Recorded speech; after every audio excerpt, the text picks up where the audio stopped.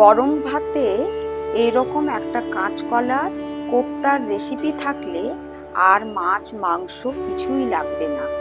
নমস্কার, আমি মণিদীপা। আমার চ্যানেল কুক উইথ মণিদীপাতে আপনাদের সকলকে স্বাগত জানাই।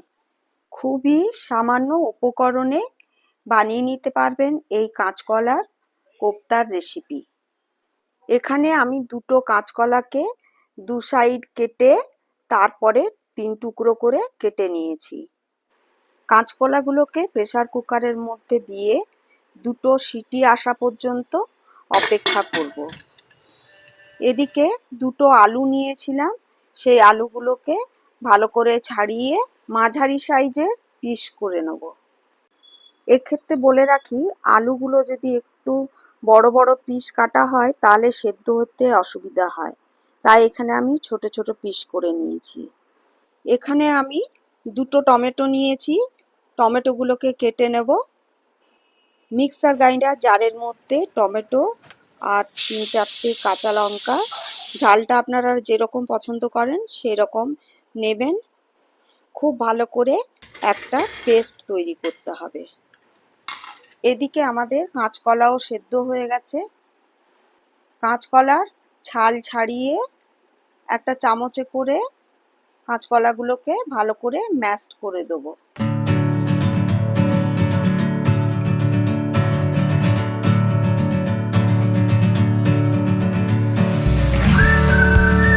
এখানে আমি বড় চামচের হাফ চামচ আদা রসুন বাটা, 1 চামচ নুন, 1 চামচ হলুদ, 1 চামচ কাশ্মীরি লঙ্কার গুঁড়ো, অল্প একটু বিট লবণ, কাঁচা লঙ্কা কুচি, তার সাথে ধনেপাতা কুচি।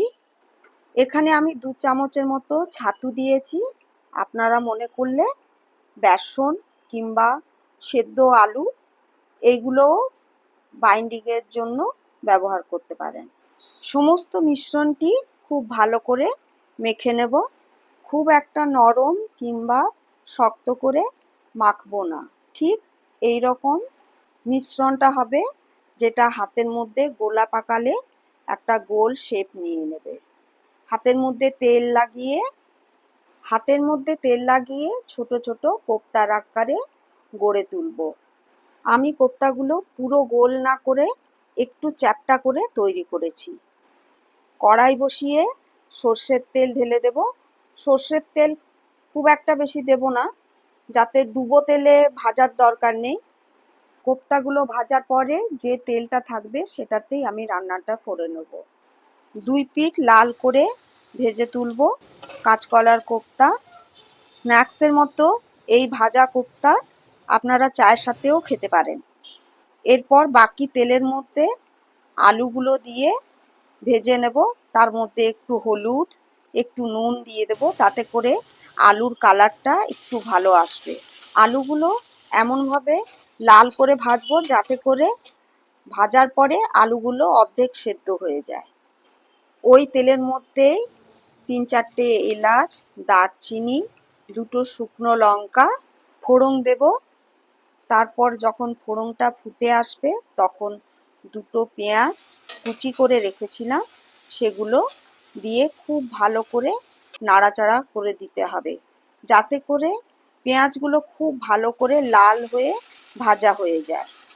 পেঁয়াজ যখন লাল করে ভাজা হয়ে যাবে তখন আদা রসুনের পেস্ট, তার সাথে নুন, হলুদ, কাশ্মীরি গুঁড়ো লঙ্কা আর যে টমেটো কাঁচা লঙ্কাটা বেটে রেখেছিলাম সেটা দিয়ে খুব ভালো করে ঢাকা দিয়ে মশলাটা কষিয়ে নিতে হবে। আলুটা দিয়ে আরেকবার একটু ভালো করে কষিয়ে নেব। তারপরে আঁচটা কম করে ঢাকা দিয়ে যখন মশলাটার থেকে তেল বেরিয়ে আসবে তখন আমাদের গ্রেভিটা তৈরি করতে হবে। তার জন্য আমি গরম জল খানিকটা দিয়ে দিলাম।